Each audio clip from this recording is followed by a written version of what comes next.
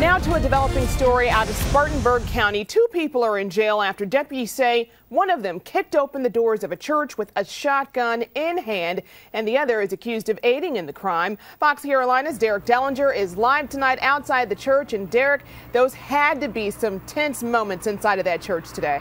Very tense, Jade, in fact, but it was brought to a quick end thanks to the help of the church's pastor and his grandson.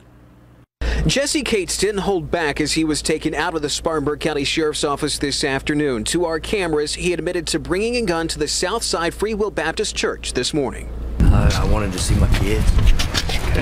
Okay. Why did you bring a gun? Because I went there one time and they wouldn't help. Deputies say the case with Cates began early this morning. Pastor Henry Guyton says Cates had been a regular at the church the past few months, and this morning he showed up to the church complaining of chest pains. He was checked out, he was fine, but that wasn't the last they saw of him. He went home, he come back with a gun. The pastor's grandson, Henry A. Guyton, was the one with a concealed weapons permit in the church. We noticed he pulled back up. Well, he went to the trunk of his car and pulled out a shotgun. So I grabbed my gun out of my back pocket and I took off through the back door and locked the door.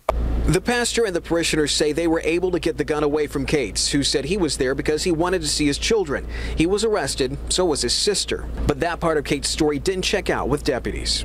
He's claiming that he came to see his kids. Well, got a new fact and a clue for you. His kids don't go there. While authorities try to piece everything together, the sheriff says the parishioners did everything right, including Henry A. Guyton. They locked the door, and when the guy, and they were getting, calling 911 at the time, and he didn't draw his weapon or make any moves or actions toward this gentleman until he kicked the door open and forced the issue. I think it was going to be a hostage situation, and I believe somebody probably would have got hurt because he was very serious. I mean, you could see it. Yeah, you could see it in his eyes. The pastor of the church says Cates never asked for help with his children. If he would have told us he needed help, the church would have helped him. And tonight the sheriff is calling the churchgoers heroes. But don't tell that to them. I don't feel like a hero. Just felt like I done what I needed to do.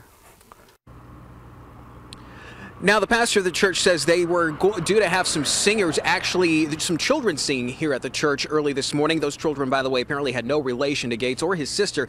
But get this, the bus that was taking them actually broke down on the way to the church this morning. Jade? Well, now, Derek, have we been able to find out anything about the suspects and their home life, maybe? Well, according to court records, the Gates had his home foreclosed on just a few days ago. There's no word, though, on whether that could have been another possible motive for what happened this morning. Jade?